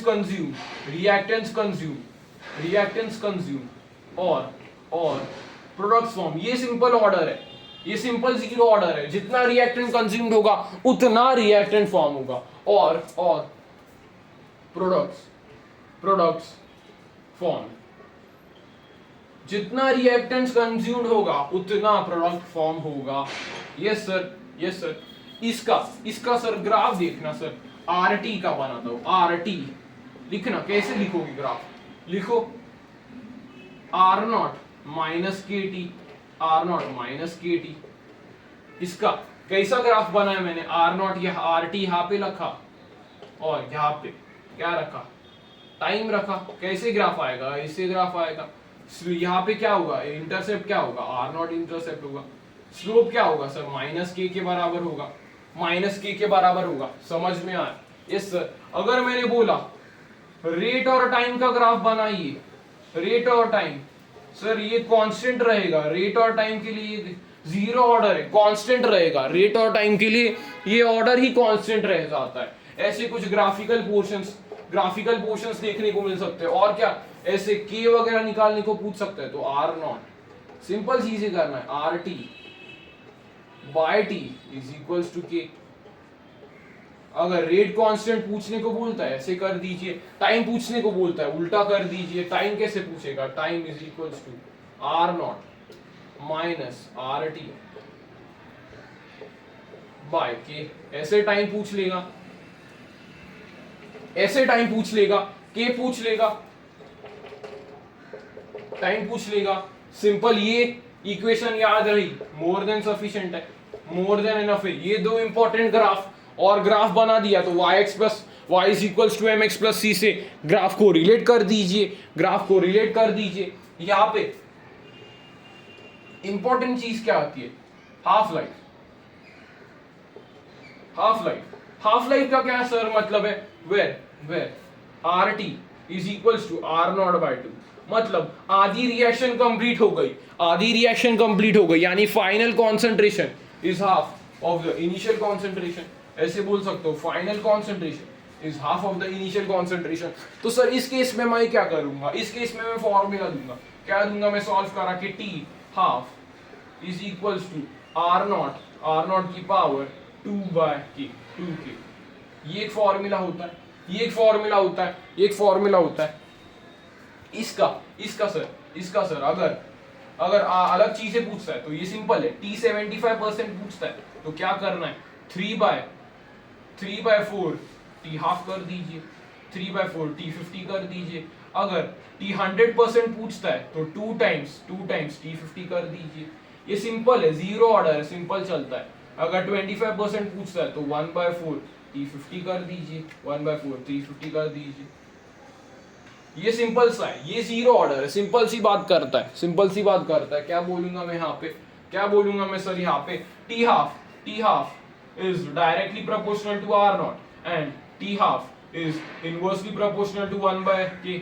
inversely proportional होता है, मतलब इस केस में ग्राफ पूछ लिया टी हाफ का आर नॉट के साथ स्ट्रेट लाइन बता दीजिए, टी हाफ का के के साथ रेक्टेंगुलर हाइपरबोला बता दीजिए। ये जीरो ऑर्डर है, इतना ही है इसमें और कुछ नहीं है, इतना ही है। सिंपल है बेटा, जीरो ऑर्डर सिंपल है, काफी सिंपल होता है zero order. Integrated rate laws की स्टार्ट की, पहले बोला जीरो ऑर्डर है, काफी इजी है, काफी इजी है। इसमें क्या बोला? डेरिवेशन तुम्हें होमवर्क दे दिया, डेरिवेशन इसका होमवर्क दे दिया एनसीईआरटी से। डेरिवेशन एक बार देख लेना सर, बोर्ड्स में अपन मार्क्स लूज करना अफोर्ड नहीं कर सकते। डेरिवेशन होमवर्क दे दिया मैंने। रेट का इंडिपेंडेंट ऑफ इनिशियल कॉन्सेंट्रेशन होता है, ये बता दिया। ये फॉर्मूला दे दिया, नोट करना है। ये के और टी के साथ रिलेट कर सकते हो, के और टी के साथ रिलेट कर सकते हो। ग्राफ, ये ग्राफ बनाना, टाइम के साथ कैसे ग्राफ आता है, नेगेटिव आएगा माइनस के साथ। रेट और टाइम का कांस्टेंट ग्राफ मिलता है, ये कुछ चीजें। हाफ लाइफ मैंने पूछा मतलब आरटी की कॉन्सेंट्रेशन R0/2 हो गई। हाफ लाइफ किसके बराबर आया? R0/2 के। R0/2 क्या आया? मैंने बोला T half is directly proportional to R0 and inversely proportional to K. इसका ग्राफ कैसे आएगा सर? स्ट्रेट लाइन आएगा, इसका RH आएगा, रेक्टेंगुलर हाइपरबोला आएगा। प्लॉट कर दीजिए। T75 3/4 times T50, T100 2 times T50, T25 1/4 times T50। Simple variation, linear variation दिखाता है टी हाफ के साथ। ये जीरो ऑर्डर बेटा लीनियर वेरिएशन दिखाने वाला है, ज्यादा कॉम्प्लिकेटेड नहीं है, लीनियर वेरिएशन दिखाने वाला है। ये नोट कर दीजिए सर, इंपॉर्टेंट है, जीरो ऑर्डर है। इसका एग्जांपल्स क्या है? एग्जांपल्स की जब भी बात करता हूं तभी सरफेस रिएक्शंस, सरफेस पे जो रिएक्शंस होते हैं, surface reactions are zero order reactions. NCERT में 2 सरफेस रिएक्शंस मेंशन किए हैं, कभी भी बोर्ड में पूछ सकता है। कौन से सर? डिकम्पोजिशन ऑफ अमोनिया एक दिया है, वे ऑन प्लैटिनम का यूज कर लिया। Decomposition of ammonia surface reaction है, और decomposition of HI on gold एक सरफेस रिएक्शन है, वो देख लीजिए। Surface reaction mostly zero order का पार्ट होते हैं। ये ब्यूटीफुल फॉर्मूला नोट करना है, फॉर्मूला इंपॉर्टेंट है, जल्दी। ओके सर, ये पढ़ लिया। हाँ सर, ये पढ़ लिया जीरो ऑर्डर। अभी और इंपॉर्टेंट आता है जिससे सवाल बनेगा। कौन सा सर इंपॉर्टेंट है? फर्स्ट ऑर्डर, थोड़ा अलग ऑर्डर है, हटके ऑर्डर है। नाम है फर्स्ट ऑर्डर, सुना होगा होपफुली।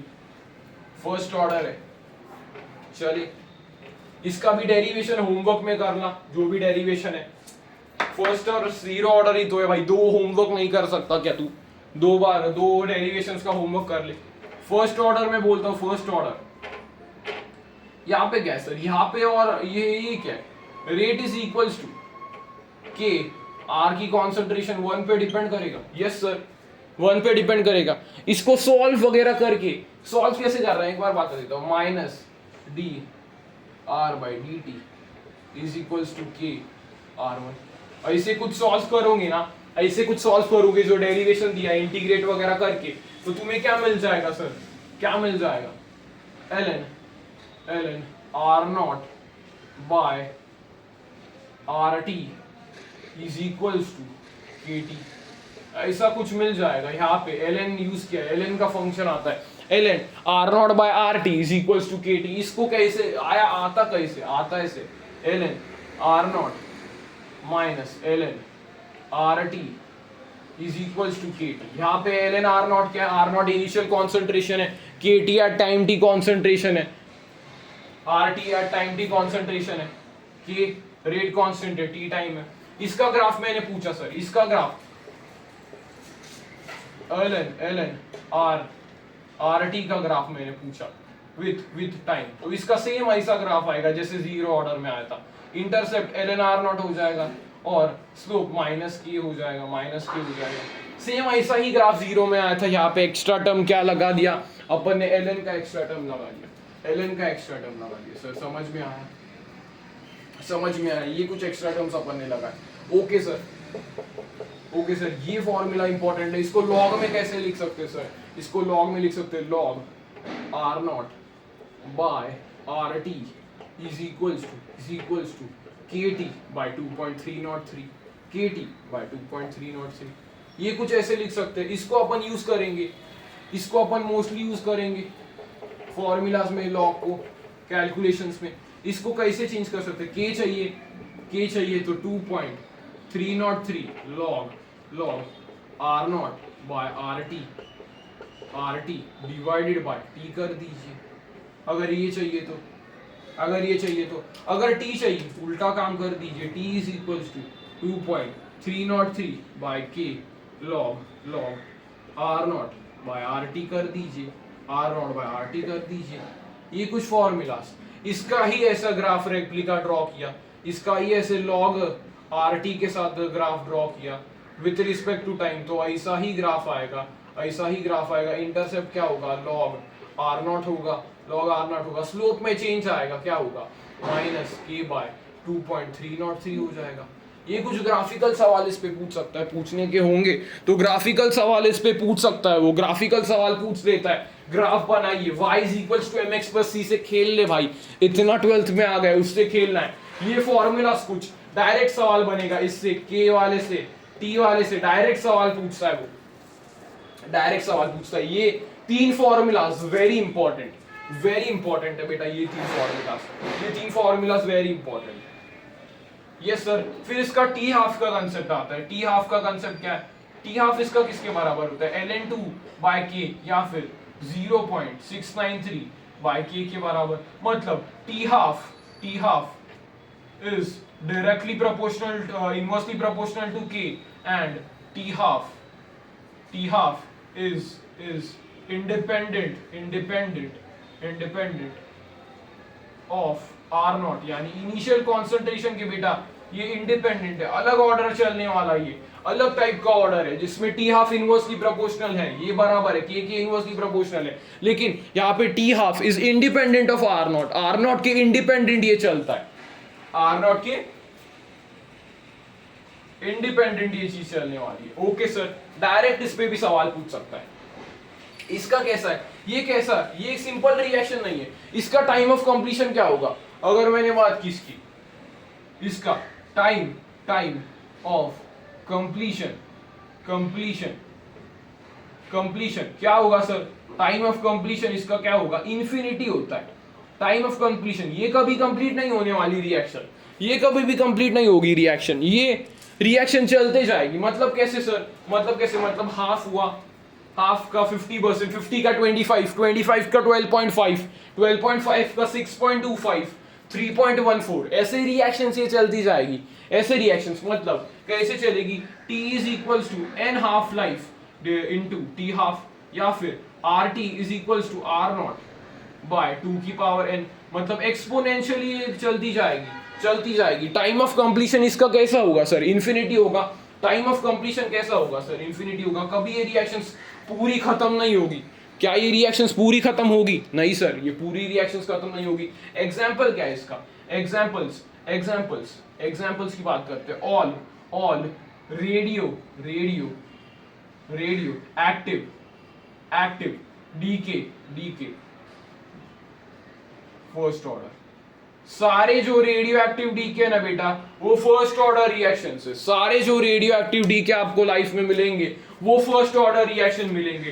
टाइम ऑफ कंप्लीशन इनका इंफिनिटी होता है, एक्सपोनेंशियली खत्म होते जाता है। पहले क्या हुआ? 100, फिर 500, फिर 100, फिर 50, 25, 12.25, 6.125, ऐसे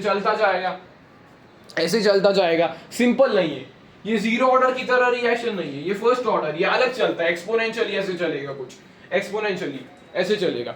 इसके 2-3 फॉर्मूलाज इंपॉर्टेंट है, ये इस साइड में लिखे हैं, इंपॉर्टेंट है। ग्राफिकल सवाल बन सकता है। एलएन का इसमें टर्म आता है, वो डेरिवेशन से तुम्हें होमवर्क करना है। आगे डेरिवेशन से इसका होमवर्क करना है। हाफ लाइफ इसका इनवर्सली प्रोपोर्शनल टू के आता है and it is independent of R not. मतलब इसको इनिशियल कॉन्सेंट्रेशन से बेटा कुछ फर्क नहीं पड़ने वाला है, कुछ यूनिक है ये, यूनिक है, इंपॉर्टेंट है। यूनिट इसकी के की यूनिट बहुत यूनिक आती है, सेकंड इनवर्स।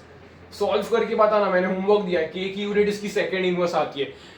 तुरंत पता चला सकते हो कि सेकंड इनवर्स इसकी यूनिट है, फर्स्ट ऑर्डर है बॉस, यूनिक है, बहुत यूनिक ऑर्डर है। समझ में आ गया, बहुत इंपॉर्टेंट है। रफ नोट्स बनाने, सारे फॉर्मूलास इंपॉर्टेंट जो भी पूछे जा सकते हैं उस साइड को मैंने लिख लिए। यहाँ पे ग्राफ कैसे खेलना है बता दिया, डेरिवेशन तुम्हारा काम है, और हाफ लाइफ के बारे में बता दिया। जितना भी सवाल पूछ सकता है वो। ओके सर,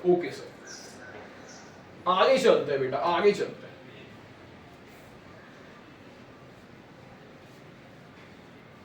आगे सर इंटीग्रेटेड लॉस खत्म होते होते अपने यहाँ पे कॉन्सेप्ट आके आ जाता है। अपने यहाँ पे कॉन्सेप्ट को छोड़ के जाता है sir pseudo first order reaction. एक कॉन्सेप्ट छोड़ता है, स्यूडो फर्स्ट ऑर्डर रिएक्शन का एक कॉन्सेप्ट वो छोड़ के जाता है। सर इसका मतलब क्या है? मॉलिक्यूलरिटी इसकी क्या होती है? इस रिएक्शन की मॉलिक्यूलरिटी तो बेटा 2 है। इस रिएक्शन की मॉलिक्यूलरिटी तो बेटा 2 है, लेकिन ये ऑर्डर इसका 1 है। इसकी कंडीशंस क्या होती है सर? कंडीशंस इसकी क्या है? 1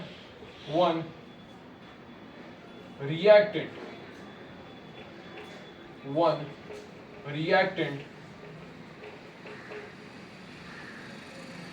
must be in excess। एक रिएक्टेंट बेटा एक्सेस में होना चाहिए। इसकी कंडीशन क्या है? एक रिएक्टेंट अपना बच्चे एक्सेस में होना चाहिए। एक रिएक्टेंट एक्सेस में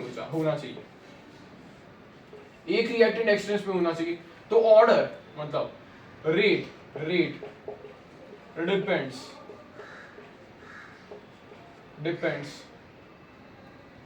depends on the reactant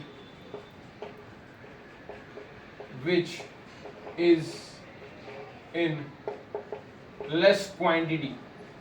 जो रिएक्टेंट लेस क्वांटिटी में है उस पे ही रेट डिपेंड करेगा। कंडीशन क्या? स्यूडो फर्स्ट ऑर्डर क्या है सर? मॉलिक्यूलरिटी 2 है लेकिन ऑर्डर इसका 1 आ रहा है। कंडीशंस क्या है? एक रिएक्टेंट तो बेटा एक्सेस में होना चाहिए। रेट किस पे डिपेंड करेगा? जो reactant which is in less quantity उस पे रेट डिपेंड करेगा। मतलब इसका एग्जांपल दिया मैंने, इन्वर्जन ऑफ केन शुगर। मतलब C12H22O11 को अगर पानी में डालते हैं तो क्या बनता है?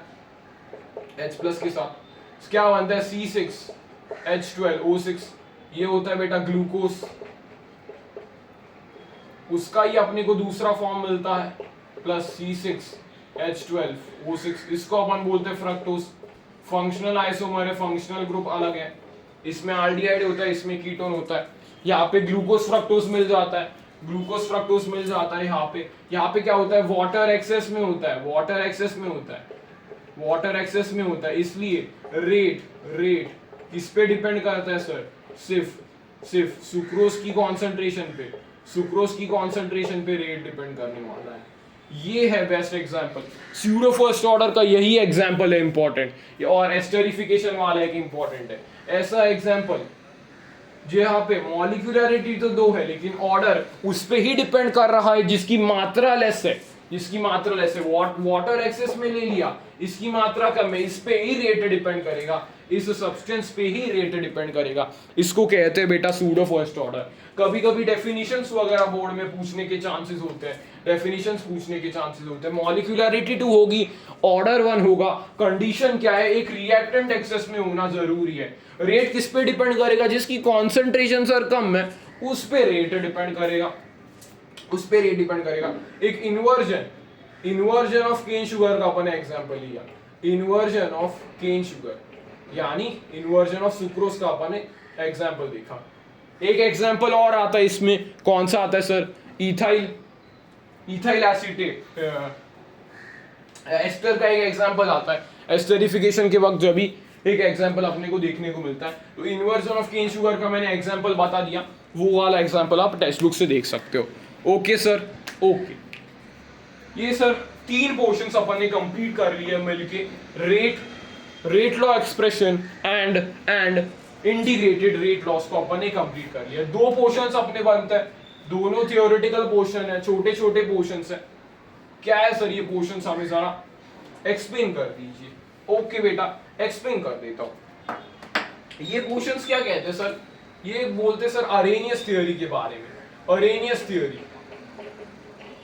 थ्योरी टेम्परेचर डिपेंडेंस बताती है, temperature dependence on rate law, ऐसे कुछ बात करती है। पहले इन्होंने देखा सर टेम्परेचर को अगर 10 डिग्री से बढ़ा रहे तो 2 और 3 टाइम्स हो रहा है। मतलब सपोज टेम्परेचर को अपन T+10 ऐसे कुछ कर रहे तो अपना 2 और 3 के अराउंड वैल्यू आ रही है। मिनिमम डबल तो हो रही है, दुगना तो हो रही है, ऐसे बोल रहे। मतलब 10 डिग्री के लिए K है, 20 डिग्री के लिए 2K, 40 डिग्री के लिए 30 डिग्री के लिए 4K, फिर 40 डिग्री के लिए 8K, ऐसे वैल्यूज अपने फ्लक्चुएट कर रहे हैं। अरेनियस ने क्या दिया, अपनी इक्वेशन दी, K = AE EA/RT। ये उन्होंने अपनी इक्वेशन दे दी। यहाँ पे A क्या है, K क्या है बेटा, रेट कांस्टेंट है। K क्या है बेटा, अपना रेट कांस्टेंट है। A क्या है बेटा, अरेनियस कांस्टेंट, या फिर प्री एक्सपोनेंशियल फैक्टर है।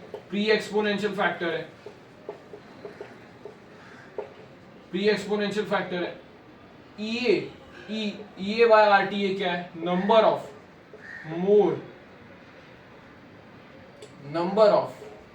molecules having energy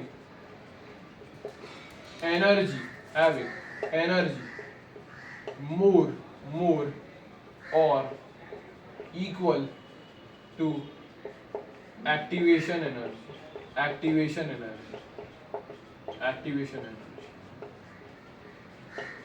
ये इंपॉर्टेंट चीज है।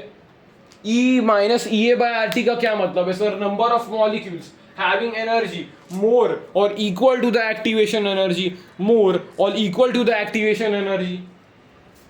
Okay sir, more or equal to the activation energy। यहाँ पे कुछ एनर्जी प्रोफाइल्स अपने को देखने को मिलते हैं, इंपॉर्टेंट है। एक्सोथर्मिक एंडोथर्मिक का सवाल डायरेक्ट पूछ सकता है। सपोज यहाँ पे रिएक्टेंट है, यहाँ पे प्रोडक्ट है, यहाँ पे मिनिमम एनर्जी अटेन करने की रहती है रिएक्शन के लिए। कौन सी सर, मिनिमम एनर्जी, इसको अपन बेटा बोलते हैं थ्रेशोल्ड एनर्जी। यहाँ पे रिएक्टेंट है, यहाँ पे प्रोडक्ट है, यहाँ पे ये क्या है सर, डेल्टा जी है, डेल्टा एच है, ये डेल्टा एच है, यहाँ पे ये फॉरवर्ड हो जाएगा, यहाँ पे ये बैकवर्ड हो जाएगा, मतलब मैं बोल सकता हूँ सर इस केस में ये forward plus delta H is equals to ये बैकवर्ड। ये कौन से टाइप का एग्जांपल है सर, एक्सोथर्मिक रिएक्शन से प्रोडक्ट की एनर्जी कम है रिएक्टेंट के एनर्जी के कंपैरिजन में, इसलिए यहाँ पे delta H less than zero आ जाता है, लेस देन जीरो आ जाता है इस केस में। इसलिए बेटा ये एक एक्सोथर्मिक रिएक्शन है। एनर्जी प्रोफाइल पे सवाल पूछे जाते हैं, डायग्राम दे देगा किसके साथ है सर ये किसके साथ है बेटा, एनर्जी वर्सेस रिएक्शन कोऑर्डिनेट के साथ अपन ग्राफ प्लॉट करते हैं, रिएक्शन कोऑर्डिनेट के साथ अपन ग्राफ प्लॉट करते हैं। एनर्जी वर्सेस रिएक्शन कोऑर्डिनेट के साथ अगर अपन ग्राफ करते हैं तो एक्सोथर्मिक का कुछ ऐसा ग्राफ देखने को मिलता है, ऐसा सा कुछ ग्राफ देखने को मिलता है, ऐसा सा कुछ ग्राफ देखने को मिलता है। फिर अगर मैंने सेम ग्राफ प्लॉट किया एनर्जी वर्सेस रिएक्शन कोऑर्डिनेट, इस बार देखिए सर, इस बार देखिए क्या हो रहा है, इस बार देखिए रिएक्टेंट इधर है, प्रोडक्ट की एनर्जी ज्यादा है एज कंपेयर टू रिएक्टेंट की एनर्जी। ये कुछ मिनिमम एनर्जी रिक्वायर्ड है जिसको अपन थ्रेशोल्ड एनर्जी बोलेंगे, ये कुछ मिनिमम एनर्जी रिक्वायर्ड है जिसको अपन थ्रेशोल्ड एनर्जी अपन इसको बोलते हैं। यस सर, यहाँ पे प्रोडक्ट्स है, यहाँ पे रिएक्टेंट्स है, यहाँ पे बीच में क्या आ जाएगा सर, डेल्टा एच आ जाएगा। ये क्या हो जाएगा सर, फॉरवर्ड हो जाएगा, ये फॉरवर्ड हो जाएगा, एक्टिवेशन एनर्जी फॉरवर्ड, ये एक्टिवेशन एनर्जी बैकवर्ड हो जाएगा। इस केस में क्या होगा sir, activation energy backward plus delta H is equals to activation energy forward. इस बार उल्टा केस हो रहा है, ये एक एंडोथर्मिक रिएक्शन है, यहाँ पे थोड़ा रिप्रेजेंटेशन बस देखना बेटा, एंडोथर्मिक रिएक्शन है, यहाँ पे ये पार्ट ऐसे मिटा देता हूँ, ये वाला पार्ट क्लियरली समझिएगा।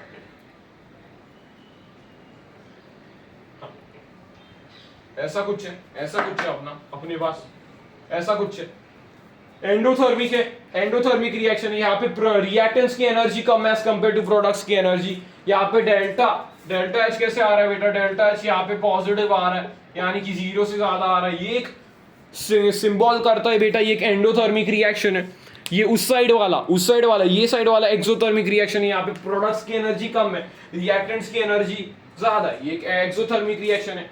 यहाँ पे उल्टा केस हो रहा है, रिएक्टेंट्स की एनर्जी कम है एंड प्रोडक्ट्स की एनर्जी ज्यादा है। ये इंपॉर्टेंट केस बनता है, ये लिख देता हूं फिर से।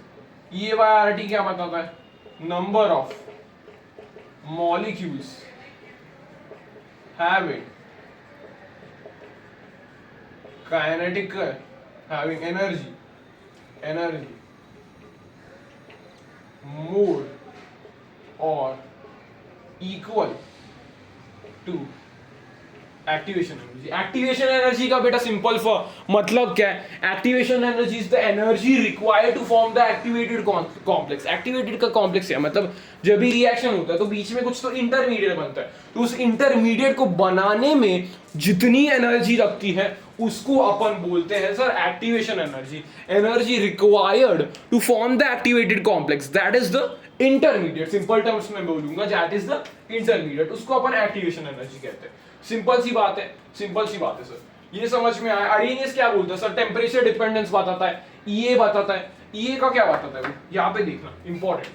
टेम्परेचर बढ़ेगा जब भी टेम्परेचर बढ़ेगा, ईए जब भी बढ़ता है तभी के कम होता है, यानी रेट भी कम होगा। ये कुछ इंपॉर्टेंट चीजें इस साइड को मैंने लिखे है, वो देख लेना एक बार। क्या बोला मैंने, जब भी टेम्परेचर बढ़ेगा रेट कांस्टेंट बढ़ेगा, रेट ऑफ रिएक्शन बढ़ेगा। जब भी ईए बढ़ेगा तभी के घटेगा, यानी रेट भी घटेगा। ये इंपॉर्टेंट चीज है, कुछ मैंने डिराइव करके बताया कि डायरेक्ट तुम याद कर लो कि ईए अगर कम है, उल्टा केस ले लिया, ईए कम है तो रेट ज्यादा होगा, समझ में आया, ईए कम है तो रेट ज्यादा होगा। लेकिन इस केस में क्या लिखा है मैंने, ईए ज्यादा है तो के कम तो रेट भी कम, टेम्परेचर ज्यादा के ज्यादा तो रेट ज्यादा। ये इंपॉर्टेंट अरेनियस थ्योरी से अपने को इतनी चीजें समझ में आते हैं, अरेनियस थ्योरी के बारे में इतनी चीजें अपने को समझ में आती है। Okay sir.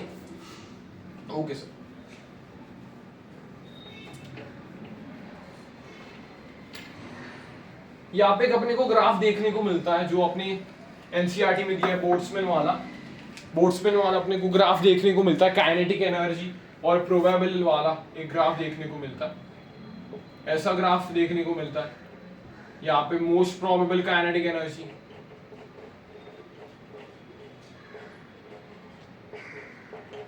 ये कुछ ग्राफ होता है, ये कुछ ग्राफ होता है। टेम्परेचर बढ़ाने के बाद ग्राफ वाइडन हो जाता है। टेम्परेचर बेटा बढ़ाने के बाद ग्राफ थोड़ा उस दिशा में शिफ्ट होता है। पहले ऐसा ग्राफ था, अभी थोड़ा ऐसा ग्राफ वाइडन हो जाता है। टेम्परेचर अगर 10 से बढ़ाता हूं तो ऐसा ग्राफ हो जाता है, वाइडन हो जाता है ग्राफ। ग्राफ वाइडन कर जाता है, वाइडन कर जाता है। एनसीईआरटी में इसका एक्सप्लेनेशन दिया है, बोल्ट्जमैन का एक्सप्लेनेशन दिया है। ये कुछ ग्राफिकल पार्ट है, ग्राफिकल पार्ट है जहाँ पे पर kinetic energy versus number of electrons having energy more than E का ग्राफ प्लॉट करते कि जहाँ पे most probable kinetic energy temperature 10 से बढ़ा तो ग्राफ वाइडन हो जाता है और इस दिशा में शिफ्ट हो जाता है। इस दिशा में ये ग्राफ शिफ्ट हो जाता है। इसके बाद आता है बेटा effect of catalyst. Effect of catalyst ये भी एक इंपॉर्टेंट कॉन्सेप्ट है सर। इफेक्ट ऑफ कैटलिस्ट क्या करता है? कैटलिस्ट का काम क्या है? एक्टिवेशन एनर्जी वो कम करेगा, यानी रेट के की वैल्यू बढ़ेगी, यानी रेट की वैल्यू भी बढ़ेगी। यही सिंपल काम है इसका, एक्टिवेशन एनर्जी को कम करना जिसके कारण रेट कांस्टेंट बढ़े एंड रेट भी बढ़े। और क्या करता है? टाइम टू रीच इक्विलिब्रियम को कम कर देता है, मतलब जल्दी इक्विलिब्रियम अचीव करवा देता है, जल्दी इक्विलिब्रियम अचीव करवा देता है। ये कुछ इसके ये इफेक्ट ऑफ कैटलिस्ट कुछ होता है कि ये को कम करवाता है, के को बढ़ा देता है, रेट को बढ़ा देता है, रेट बढ़ जाता है। ये टाइम टू अचीव इक्विलिब्रियम कम कर देता है, जल्दी रिएक्शन कंप्लीट हो जाती है, जल्दी रिएक्शन कंप्लीट हो जाती है। ये क्या करता है? ये और क्या करता है? Do not affect delta G delta S entropy gives free energy E not E cell equilibrium constant को बेटा ये कुछ अफेक्ट नहीं करता। ये भी एनसीईआरटी में लिखा है। इसका काम एक्टिवेशन एनर्जी को कम करना है, टाइम टू रीच इक्विलिब्रियम को कम करना, इतना ही इसका काम है, इतना ही इसका काम है। Has no effect on delta G. Gives free energy पे कुछ इफेक्ट इसका पड़ेगा नहीं, गिव्स फ्री एनर्जी पे कुछ इफेक्ट नहीं पड़ेगा, एंट्रोपी पे कुछ इफेक्ट नहीं पड़ेगा, ई नॉट पे कुछ इफेक्ट नहीं पड़ेगा, ई सेल पे कुछ इफेक्ट नहीं पड़ेगा, इक्विलिब्रियम कांस्टेंट पे भी कुछ इफेक्ट नहीं पड़ेगा। यही तो इंपॉर्टेंट है बेटा। जब भी लास्ट चैप्टर अपना फिजिकल केमिस्ट्री का आ रहा है तो कनेक्ट सारी चीजें हो रहे हैं, कनेक्ट सारी चीजें होते हैं। इक्विलिब्रियम कांस्टेंट, थर्मोडायनामिक्स, सारे चीजें, इलेक्ट्रोकेमिस्ट्री, सारी चीजें यहाँ पे कनेक्ट हो रहे हैं। Okay sir, okay sir. यहाँ पे एक लास्ट कॉन्सेप्ट आता है theoretical collision theory. Collision theory की क्या बात है सर? कोलिजन थियोरी क्या है? कोलिजन थियोरी बेटा एक थियोरेटिकल टॉपिक है। ये क्या बोलता है सर अपने को? ये सिंपल चीज बताता है। ये बोलता है सर रेट, क्या बोला मैंने? ये क्या बोलता है? रेट इज इक्वल्स टू, ये क्या बोलता है? Rate is equals to Z A B E minus E A by R T.